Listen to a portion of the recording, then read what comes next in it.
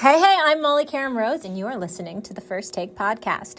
Progressive helps you get a great rate on car insurance, even if it's not with them. They have this nifty comparison tool that puts rates side by side, so you choose a rate and coverages that work for you. So let's say you're interested in lowering your rate on your car insurance. Visit progressive.com to get a quote with all the coverages you want. You'll see Progressive's rate, and then their tool will provide options from other companies, all lined up and easy to compare, so that all you have to do is choose the rate and coverages you like. Progressive gives you options so you can make the best choice for you. You could be looking forward to saving money in the very near future. More money for, say, a pair of noise-canceling headphones, an Instapot, more puzzles, whatever brings you joy. Get a quote today at progressive.com. It's one small step you can take today that can make a big impact on your budget tomorrow. Progressive Casualty Insurance Company and affiliates. Comparison rates are not available in all states or situations. Prices vary based on how you buy. Let's go around the association to examine tonight's playoff slate. Let's get it. The Nets looking to finish off their gentleman's sweep of the Celtics. Brooklyn's Big Three scored 104 points in 4 games, which is tied for the most by any trio in NBA playoff history. Denver and Portland battling for the series lead, with Denver hosting the Trailblazers, led by as many as 33 points in their Game 4 win, tied for the team's largest lead over the last 25 seasons. Can LeBron hold things down without Anthony Davis fully healthy? LA's 92 points in Game 4 marked the team's lowest output in any home game this season. LeBron has never gone home in the first round. LeBron spoke about his team stepping up in AD's absence.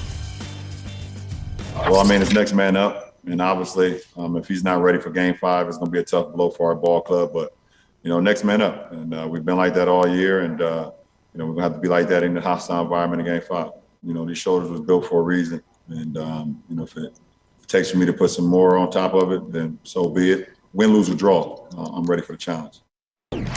LA's 11-7 record in games with LeBron James and without Anthony Davis does not tell the full story. We discussed this a little bit yesterday. The Lakers were 1-6 in those games against this year's playoff teams, which includes a loss against the Suns teams. Comparatively, they went 10-1 against teams that didn't make the playoffs. Carry on. Tell Stephen A. and Max to keep a cool booty while I address this situation, all right? No, Max, that's Max. Stop, just stop. What Max telling me? Stop it, Max. Stop it. What, Max? What are you talking about? Calm down. Hold it L. He better knock him down. He's a professional. Bro, put some respect on that man's name. We lost our mind debating with you. Yeah, you lost, all right. They want all this smoke. Carry on. I need that big Perk energy in my life right now. Perk, the floor is yours. What's carry on today? You know what it is, Molly. Game 5, pressure. And who embraces pressure? LeBron James. And that's what he's going to do. He's going to deliver in great fashion tonight. He's going to rise to the occasion. I get it. Chris Paul, Andre Ayton, and Devin Booker. But guess who's still the best player in this series? LeBron James. And Dennis Schroeder, he's going to elevate his game tonight. He had 20 in Game 2, 24 in Game 3. Andre Drummond went on a worldwide tour. For what reason? Came to Laker Nation because of situations like this. He's going to have a big night tonight. The Lakers are going to win Game 5 in Phoenix. Carry the hell on.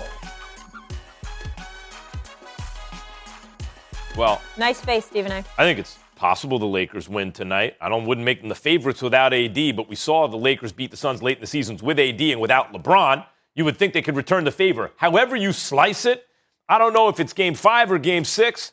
This series is going 7 games. The series is going 7 games. There's too much on the line for Chris Paul and his legacy, too much on the line for LeBron James at this point in his career. So it's possible the Lakers could steal one. They'd love to. I think they could win this series, but it's going to go 7 games, however you slice it, Stephen A. I really wouldn't have a problem with Kendrick Perkins if he said carry on. But when you say carry the hell on, it implies how dare you doubt me when you have given us plenty of reasons to doubt you over the last 2 weeks or so, Kendrick Perkins. I recall at least a couple of occasions here we go. that Memory you of an said elephant. carry the hell on, and then come to find out you were wrong. A matter of fact, don't you have errands to run for me when you get here in New York because you lost one of those bets? I think you do. So gonna give you the laundry and say, carry on. Exactly. You know what, Max? I'm going to get anything. That was good, Max. Anything that I have Kendrick Perkins do when he gets here, it's going to end by saying, carry on. That's exactly what I'm going to do. That's exactly what I'm going to say. Now, let me say this to you. I'm so confident, Kendrick Perkins, in what I'm about to say, that I'm going to give you an opportunity to get out of the bet that you lost, that you owe me. LeBron James and the Lakers are losing tonight. They are losing. And if they win tonight, I will let Kendrick Perkins off the hook. He will not have to. But what if they lose? But if I'm right, Kendrick Perkins, and they lose, I'm going to double up, brother. I'm going to double up. I'm going to get you good. So LeBron James, listen, without Anthony Davis, I watched game 2 of Phoenix that they won with Anthony Davis on the floor.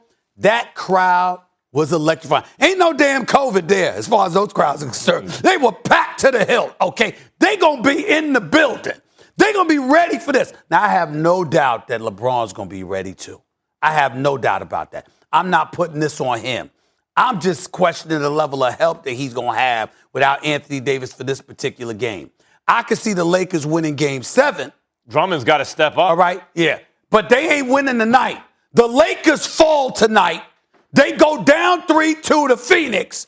And LeBron James will end this evening on the brink of elimination in the first round for the first time in his career. Are you taking that bet? They going down. Are you taking tonight. the bet? He's saying double or nothing on the bet. Are you taking the bet? Well, Max, I was waiting on him to finish talking and finish yelling. All right, first of all, let me tell you something. I use carry on at the end of every damn thing I say, whether I tweet it or not, and my percentages are about 85% right, okay? That's the first thing. Now, I said the hell. I said the hell. Carry the hell on. Yeah, whatever. Where'd you get them? There's a little extra in there. Hold on. Perk, where'd you get those statistics, 85%? I like how you just pulled that number out of analytics. I will say this. Right. I will take that bet. I'm taking that bet because I believe that the greatest, one of the greatest in your eyes of all time, is going to go out there and deliver in great fashion tonight. So I'm taking that bet, Stephen A. And by the way, I'm going to end by saying this. New York, stand down. That's just low right there. You know, New York don't play till tomorrow. You could have waited till tomorrow to do that. They don't even play tonight. And here you are coming at me. See, that's that insecurity right there. You want to sit up there and take that shot at me. But that's all right. That's okay. Let me tell you something right now. LeBron going to drop 40 tonight. LeBron going to put it on them. LeBron's going to show up. I don't know if Kuzma will, Caruso, need someone to Drummond, Kentavious, Caldwell Pope, even though I like him. I like all of them. The point is, I don't know if they're going to show up tonight. Now, I think Anthony Davis returns at some point in this series, preferably game 7, if not game 6, and they win the series. But I'm telling you, right now, they will lose tonight, most definitely. And they probably going to lose the series if Anthony Davis don't return. Well, yeah, if AD doesn't return, they're going to lose the series. But this thing is going the distance. This is going too much at stake for all the biggest players. Well, what if Anthony Davis doesn't return for game 6 at the Staples Center? The Lakers will win either game 5 or game 6. They are taking this to LeBron's not going out like that. LeBron's not going out. I'm telling you, Lakers are not losing. KP. Everybody stay still for a minute. Okay. Uh-oh. I had to get a screenshot of this so when I win this bet. I had to get a screenshot of this so when I win this bet. Okay. Yeah. The Lakers will lose tonight. Okay. They gonna win game 6. Okay. Oh, I'm sorry. He said I was yelling. Let me modify.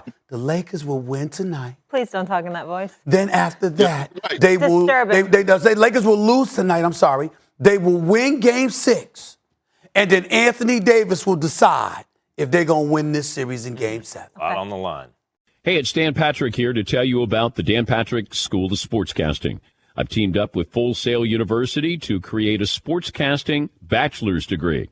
You work both on and behind the cameras, and you build skills for the future of sports so you can connect with audiences no matter where they are or how they're tuning in. Learn more about Full Sail University's Dan Patrick School of Sportscasting by going to fullsail.edu/Dan Patrick School. I like the drama. That's how it's going down, KP. That's how it's going down. The young GOAT, Patrick Mahomes, has his eyes on the prize for this upcoming season. Here's Mahomes speaking on his record-breaking focus. The only record I have my eyes set on breaking, which it'd be new this year, going 20-0. Okay. You know, it's not really a record to be broken, I guess you'd say, but I think 19-0 is the record right now. So being able to go 20-0, be the first one to do that, that'd be awesome. Oh, Teddy Bruschi knows all about this. There he is, him and his 3 rings. I know you love this subject. I saw you with Greeny earlier. You were fantastic. Let's go, guys. 20-0, quite the goal. A reminder that Tom Brady has, in fact, gone undefeated in the regular season, but obviously couldn't finish the job in the Super Bowl. Big Blue. That was back in 2007. Teddy, what will it mean if Mahomes did one thing that you guys didn't do? It's you say one thing. It's not just one thing. It's the mark that we all want to attain. Every quarterback, every player, every championship team talks about the 1 or 2 that they lost during the season, how it shouldn't have been, and possibly if something would have happened or fortune would have sort of been on their side, they would have had the undefeated mark. It trumps everything, Molly. Guys, that's all I'm saying. If he's in the room, and Mahomes already has a championship, so it wouldn't be just the one. I mean, that it would be the one that trumps them all. That's the way we looked at it going, when we started to feel the pressure of being 14-0 and 15-0, when you start to acknowledge things and let all the outside pressures in and make sure you're all on the same page within the organization, hey, we want to win all these and do not take us out because we want this mark. So the pressure with it is immense. I love Patrick Mahomes. I love how he's talking about it because I believe it can be done. I would like to see if it can be done. Do I think the Chiefs are the team that can do that? Absolutely. They have a chance. I mean, people think about the 07 Patriots and think about a team that just ran through everyone. But the second half of the season, there were 4 games where we were behind in the fourth quarter. And certain things had to happen. Either Bart Scott had to throw a flag or Rex Ryan had to call a timeout when we didn't get a quarterback sneak. I love you, Rex, but it was a good timeout. It helped us out a lot. But you need those types of breaks also. So it's attainable. It can be done. And I just love how he's talking about it. But if he were to get this, I mean, that puts him up there with a championship that trumps all the others. I completely agree with you because the bottom line is this. He's already recognized as one of the all-time greats talent-wise. To have an undefeated season. I mean, think about it. And I mean no disrespect to him whatsoever. But why do we still bring up the name Mercury Morris to this day? Because he was a part of that undefeated 1972 Miami Dolphins team. That's why. You understand? So we remember that. It's unforgettable. It would live in the annals of sports forever. We get all of that, okay? Only other thing that I would like to say is that one of my favorite highlights of all time was that Tom Brady, the Randy Moss touchdown pass against the New York Giants in the last game of the regular season. For this reason and this reason only. It wasn't the touchdown pass. It was the fact that the play before that, the exact play before that preceded it was the exact same play. And so they threw it. Yep. It was an incompletion. And then the next thing you know, Tom Brady and Randy Moss went back to the same exact play. And I always remember that. I was like, damn. Obviously they were 15-0. They were going for 16-0 or whatever. The Giants gave y'all a run for y'all money. But to go out there and to call the same exact play for the touchdown, I just thought that was something beautiful. In the Super Bowl, people don't talk about this one as a Giants There's a different fan, level of a thought process, too, guys. Yeah. I'm sorry, Max. I got to talk about it. There's just a different level of a thought process when you are going for an undefeated mark where, the pressure, it's so immense and you almost embrace it. You welcome it. And even that play that you're talking about, Stephen A. Okay, it didn't work. Whatever. Run it again. Again. Just do it again. That's how good we are. And it's that type of confidence and that type of state that you get in when you know that you just can't be beat. Now, we didn't finish the job. Yeah, Big Blue, they got us on that day and everything. They were the better team. But still, it's a mindset that very few teams have the opportunity to even think about. Because you got to at least, don't talk to me till you get to double digits, 10-0, and then you start to feel it at 12. Then it starts to creep in at 14. Then at 15, you're just making sure. So it's like Steelers were 11-0. I didn't feel that way about them. Yeah, right. Because you got to believe. You got to. They were 11-0. I didn't feel that way about the Steelers Couple last things. year. Number one, in that 07 Super Bowl, I'll never forget. After the Giants scored, Randy Moss was streaking down the sideline, and Brady took a shot at him. That I felt like that game wasn't over until thank God that didn't work as a Giants fan, because you might have gone undefeated and won the whole thing. The second thing is they have Cleveland week 1. That's a tough game. We're talking about 20-0. They might be 0-1 after week 1. That's why 20-0 would be so amazing, especially the first year, 17 games and all that in the regular season. But I want to talk about something that we haven't touched on yet, guys. Brady is the GOAT. And Mahomes has played 3 full seasons as a starter. And he's been stopped in the playoffs twice. Once in the AFC Championship game, where a pre-snap penalty on a Brady interception stopped that game from being over in Mahomes' favor, right? Mahomes won. Yeah. Brady threw an interception last play of the game. Mahomes, oh no, wait a minute. Pre-snap penalty. Brady gets the ball back, and Mahomes never touches the ball again. That's his one postseason loss. The next one was in the Super Bowl II, Tom Brady on another team. And not the Patriots this time, it's the Bucs. Tom Brady has stopped this young guy twice. And why that's significant is because Brady, as great as he is, when your eyes were on him, he never gave you the feeling, this is the best football player I've ever seen. He did it over time, doing it again and again and again in the clutch. But Mahomes, like Rodgers, gives you that, oh my God, like Dan Marino, I've never seen this is the greatest guy ever. And if he were to go 20-0, guys, and meet the Bucs in the Super Bowl again, and this time avenge the loss to Brady, right? Because there's a good chance that would happen too if he went 20-0. This is all crazy fantasy speculation. But guess what, guys? Mahomes is right back in the GOAT conversation because he will have avenged the postseason loss to Brady in a perfect season. He has the foundation to build upon to one day be considered the GOAT, even though he's lost to Brady twice in the playoffs. Hey, Teddy, we only have a minute left. Can I just ask you a question here really quick? I want to change the subject because it's been on my mind. I was thinking of it. Remember when Brady came out and said he would trade one of his rings to have that perfect season and have won the Super Bowl? Would you do that as well? Yeah. Well, trade one? Yes. Or he said trade two. I think he said trade two. I'll give you one. He's got a couple on you.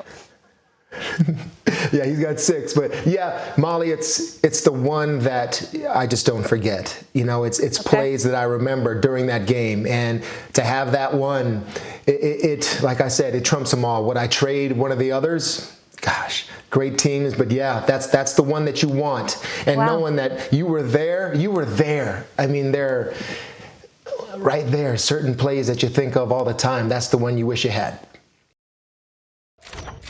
As Red Robin's voiceover artist, I'm here to explain Bottomless. How do I get across free refills on fries and drinks?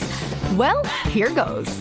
Bottomless at Red Robin means free unlimited refills on the fries and sides that come with every burger or entree. That means free refills on steak fries, sweet potato fries, Yukon kettle chips, garlic fries, broccoli, side salad, soft drinks, iced teas, freckled lemonades, and even root beer floats. Offer doesn't expire until your appetite does.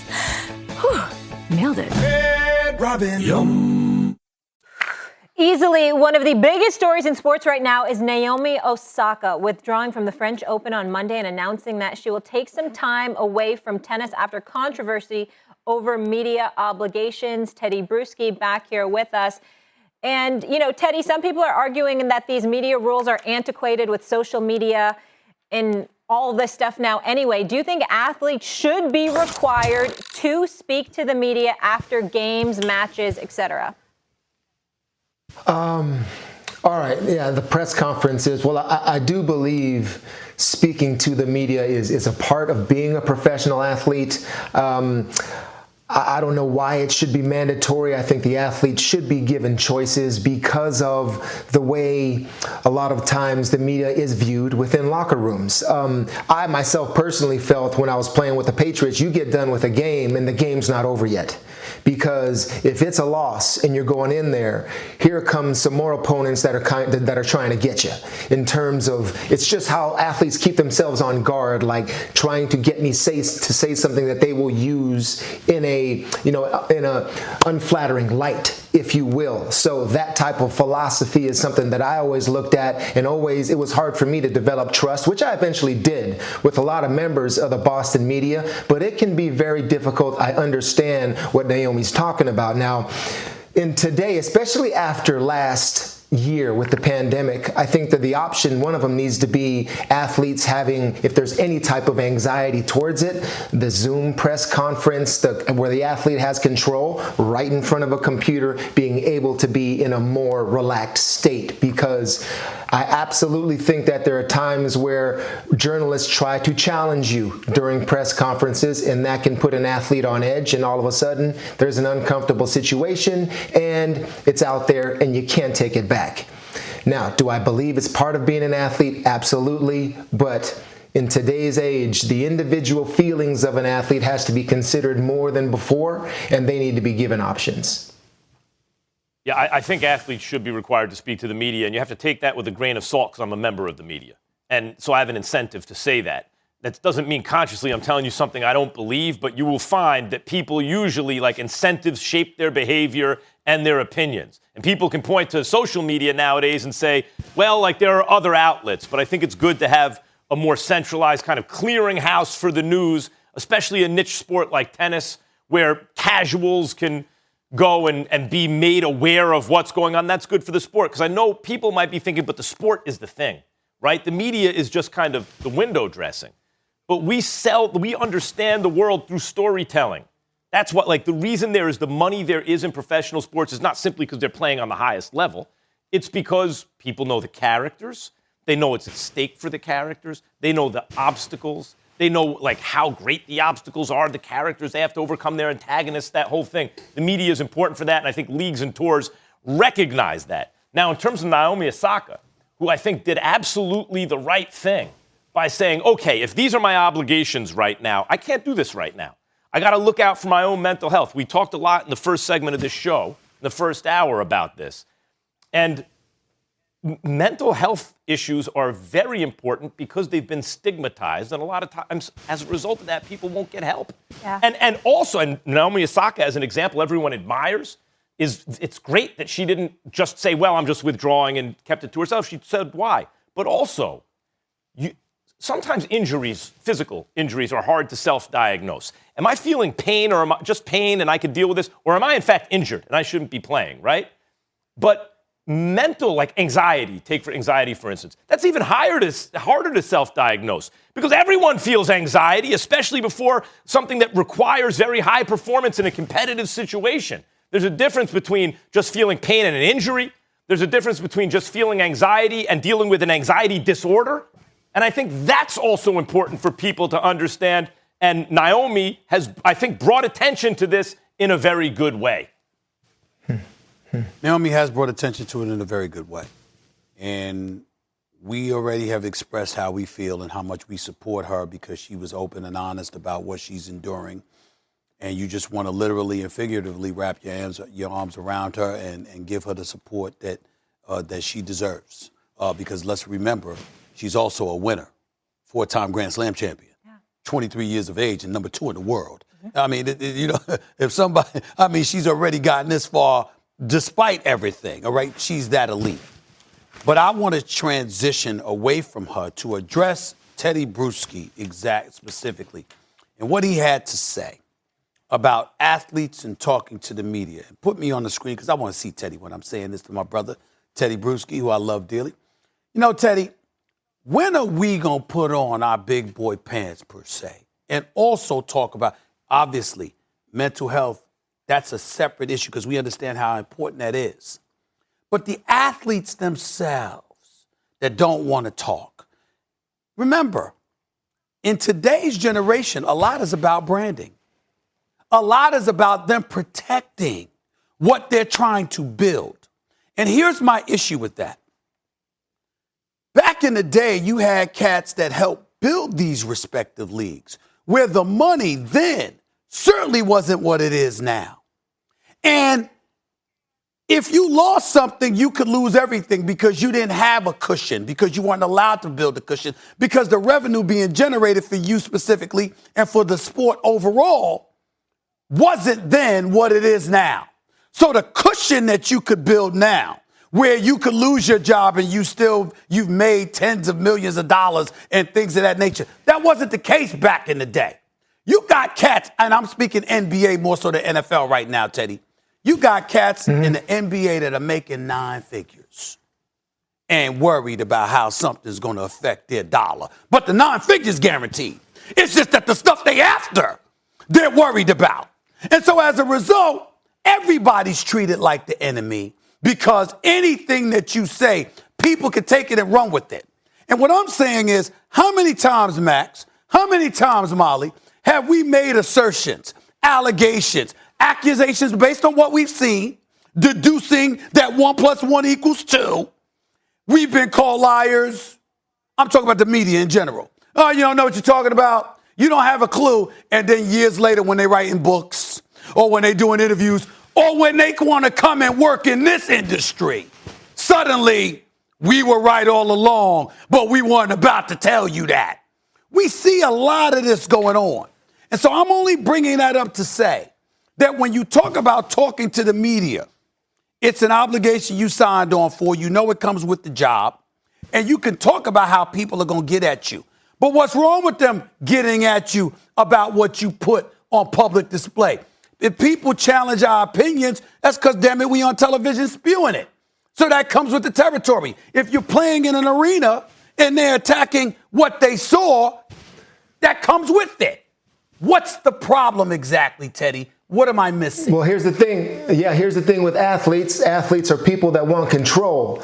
And now what they're going to try and start to realize is that I can control how I talk to the media. I don't need to see you anymore. I don't need to be in a possible confrontational place where you're there, I'm there, emotions are there. No, let's cut that right there. I want more control. Talk to me on my laptop.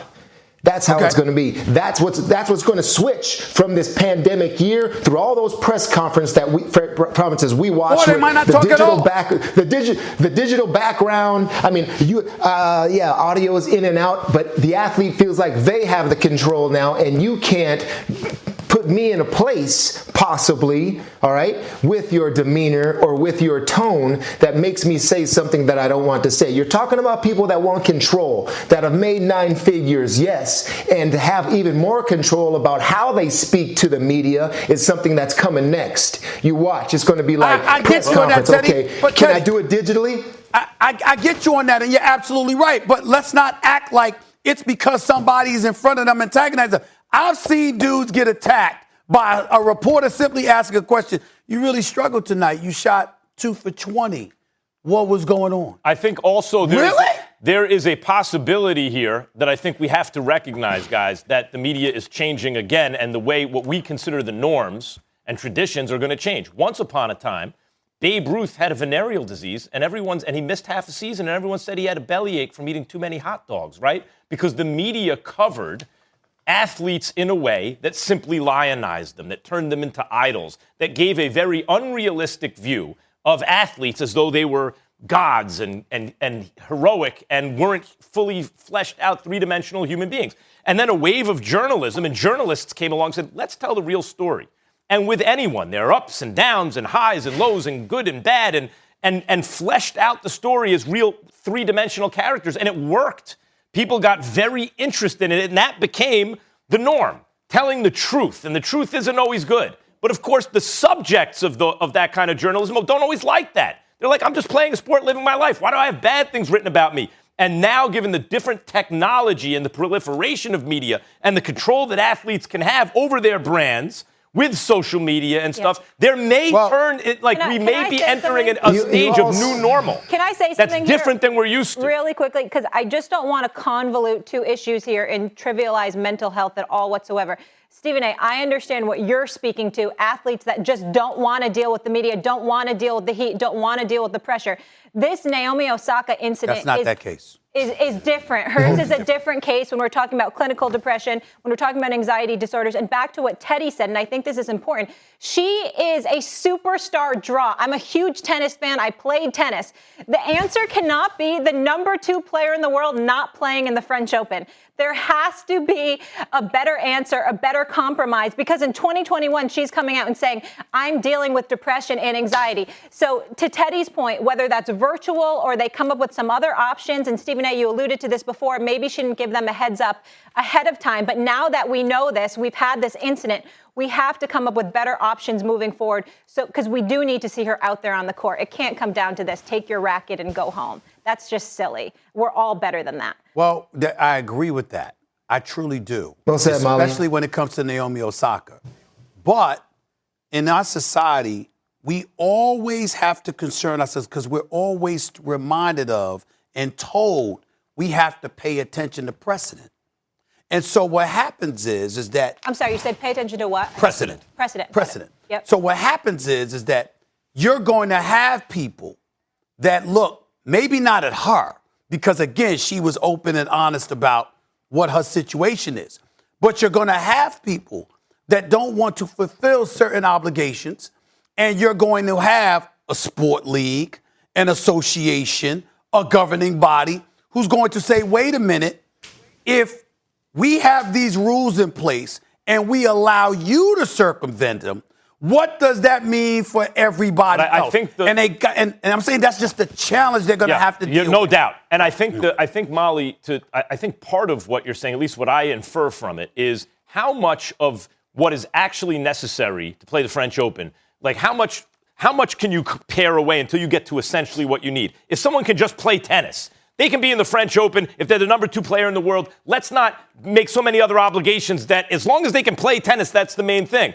But what the event organizers are saying is actually talking to the media and telling the story of what's going on. That is also essential to what we're doing. We don't think we can do this without that. It's also essential. What's also essential now in today's, the 2021 athlete is the overall mental health of the athlete. And when an athlete says it's better for me if I do it this way, it's just got to happen now. It's just accepted more, and the athletes know this. Yeah, I just want you to know when the spokesperson Giles came out for the French Open and made his statement of what happened, he then left and didn't answer questions to the media. Hey, I'm Molly Karen Rose, and you are listening to the First Take podcast. Credit Karma has always been there to help you make better financial decisions, and now they want to help even more. With a Credit Karma Money Spend account, you can be rewarded for good money habits. Credit Karma Money is a brand new checking account where you can win cash reimbursements for making purchases. When you use your Credit Karma Money debit card, you can win daily instant Karma purchase reimbursements on items up to $5,000. Just pay with your debit card, and if you win, you'll be notified on the spot, and your instant Karma cash will be added to your spend account. Credit Karma Money has already given away over $3 million in instant karma to over 50,000 Credit Karma members and counting. Open your FDIC insured spend account for free. Credit Karma Money. Progress starts here right now. Visit creditkarma.com/winmoney to open your free account and have the chance to start winning instant karma. That's creditkarma.com/winmoney. Instant Karma is sponsored by Credit Karma. No purchase necessary. Exclusions and terms apply. Banking services provided by MVP Bank, Inc., member FDIC. Maximum balance and transfer limits apply. With no fees or minimums on checking and savings accounts, banking with Capital One is like the easiest decision in the history of decisions. Kind of like choosing to listen to another episode of your favorite podcast. And with our top-rated app, you can deposit checks and transfer money anytime, anywhere, making Capital One an even easier decision. That's banking reimagined. What's in your wallet? Terms apply. Capital One N.A., member FDIC. Doc, is there anything that you can do coaching-wise? Does the thought cross your head at all to take him out of the game there? No. Why not? You want me to take Ben Simmons off the floor? No, I mean, I got to ask the question. I will pass on that one. He's pretty good, so I'll pass on that suggestion. I didn't think he was scared of the moment. He just didn't make him. So, again, with Ben, we're going to keep him on the floor. Unless you guys want us to bench him the whole game. If anybody wants us to do that, just let me know. And then I'll know you don't know basketball. Ben is not a 40-point guy. It's not what he does. He does other things for your team. Doc Rivers sounded like he'd heard enough on the subject of Ben Simmons shooting after the Wizards' defensive strategy turned to hack a Ben in last night's game. Simmons made one of two tries each of the final 4 times he stepped up to the line to end up 5-11. The Wizards took the win last night in their chance of the franchise's first playoff sweep in 36 years. Kendrick Perkins back here with us. Mr. Smith, I am starting with you, sir. Based on his comments, how much pressure does this put on Doc Rivers to win? Well, I think it adds some. Let's not act like it's immense because he's succeeding Brett Brown. And we all know that Brett Brown, one of the nicest men you will ever meet in your life, who did a decent job for the Philadelphia 76ers, clearly didn't do it to the level that Doc Rivers is doing in Philadelphia in just his first year there. But the previous 7 years with the Los Angeles Clippers, he never got them to a conference finals. And that's one of the blemishes on his career. On at least 2 occasions, he lost a 3-1 lead in the postseason, including last year against Denver, which is why they decided to move in a different direction. Then you got to take into account the fact that he won a title with KP, with KG, Ray Allen, Rondo, and the crew. Won a title in 2008, lost in Game 7 at the NBA Finals in 2010.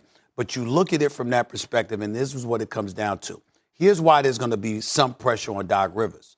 Because everybody keeps harping about Ben Simmons shooting. And he keeps saying it's a non-factor. Well, if Joel Embiid ain't healthy, that's different. But if Joel Embiid is healthy, then we're going to look at Ben Simmons and we're going to say, okay, we're about to find out now, because with all the great things that Ben Simmons brings to the table and all the things that you say, what we're saying is, in order to beat the elite teams and win the chip and bring the chip to the city of brotherly love, you got to make some shots. No.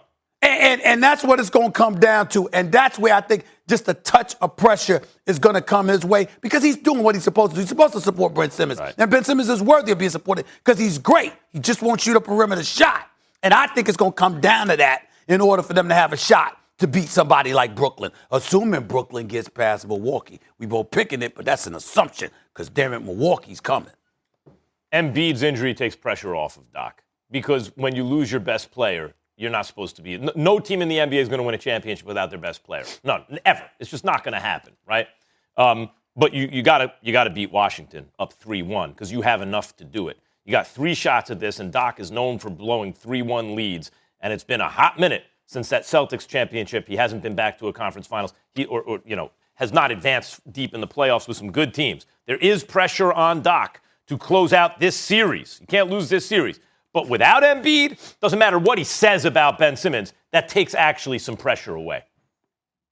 No, I think the pressure is on Ben Simmons. Without Embiid, Ben Simmons is an all-star, right? He did play in the all-star game where he was selected to the all-star game. So he has to step up. And they have to close this series out, even if they don't have Embiid. The pressure is on Ben Simmons to step up and deliver in great fashion. Okay, he has enough around him in the supporting cast when you look at guys like Seth Curry, Tobias Harris, Tyrese Maxey, right, who came in off the bench. Well, I don't know why Doc took him out the game in late in the fourth quarter, but that's another story. You have a center that could go out there and get you 12 and 15 rebounds in Dwight Howard. So you have enough to close out this series with Joel Embiid, and the pressure is on Ben Simmons, not Doc Rivers.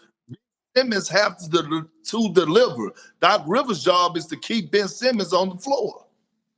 All right, fair enough. Let's keep it rolling, guys. Got another one to get to. After taking a broom to the Miami Heat over the weekend, Giannis and his squad have quite the break as they await the winner of the Celtics-Nets series. Nets currently up 3-1 with Game 5 tonight in Brooklyn. Max Kellerman, Milwaukee Bucks waiting on the Nets. Will that help or hurt them? It's going to hurt the Bucks, and let me explain why. It's not that the Bucks will be any worse for it. They may even be better for it. But the Nets, by having that series extended, even if they lose another game to Boston, that might be good for them. Remember, when these big three got together in Brooklyn, the offense was immediately amazing. The defense took 2-3 weeks, and it happened much faster than I thought it would, to go from worst ever to actually they can hold it down. The Nets need a little time to start getting connected on defense. And a loss here or there in the playoffs that gives them a little more time actually is good for them. And in a zero-sum game, when 2 teams are playing each other, what's good for one team is bad for the other. So it's good for the Nets, it's bad for Milwaukee. I think Max's position is utterly ridiculous. Every time you look at Harden, KD, Kyrie, you're praying nobody gets injured. Why would additional games be helpful to them? When you bring into the equation what a juggernaut they are offensively, and the lack of a priority defense is for any squad that has D'Antoni's name on it, let alone him on a bench. The fact of the matter is that I think the more games they play, the more they endanger themselves with risking themselves to injury. That's not offset by the defensive improvements over time? I don't feel that way about them. Or in general, I would agree with your point. Not about them. They don't need to play games they don't have to play. There's a risk, but injury risk, but defense, man. Well, I think personally it helps the Bucks for the simple fact that we all know that Giannis was dealing with an injury towards the end of the season, so it gives him time to rest up because we all know in order for the Bucks to beat the Nets, that Giannis is going to have to be close to 100%, if not 100%. Also, it helps them with preparation. When you look at it, they get a chance to scout and watch film, watch a lot of film on how to guard these guys, what to dissect how they playing defense and how to dissect this Brooklyn Nets defense, which is not hard. So it helps the Milwaukee Watching Bucks film just going to get them depressed, Perk. What are you going to watch? You're going to watch film of the Nets offense? You're just going to get depressed. What are you, how to guard them? You can't guard those guys. We're about to find out. Yeah, we sure. Great to have you with us from your Mediterranean mansion. That was wonderful. It was great to have a therapy session. Thank you, Naomi Osaka, for speaking out. Carry the hell on. Thank you for all hanging out with us. New York, stand up or stand down. Goodbye, guys. We'll be here. Hey, what's up, everybody? This is LZ Granderson here to tell you about my new podcast from ABC Audio called Life Out Loud. Each week, I'll talk to some of the most fascinating people paving the way toward a more inclusive world. Because we can be whoever we want to be, and whoever we feel that day, that's who we are. This show is all about preserving the history and honoring the contributions of the LGBTQ community. Only now are we starting to excavate all of those really beautiful narratives, taking them out of the shadows and putting them into the light. New episodes will drop every Thursday, so check out Life Out Loud with me, LZ Granderson, wherever you get your podcasts. Your podcasts. Your podcasts. Your podcasts. Your podcasts.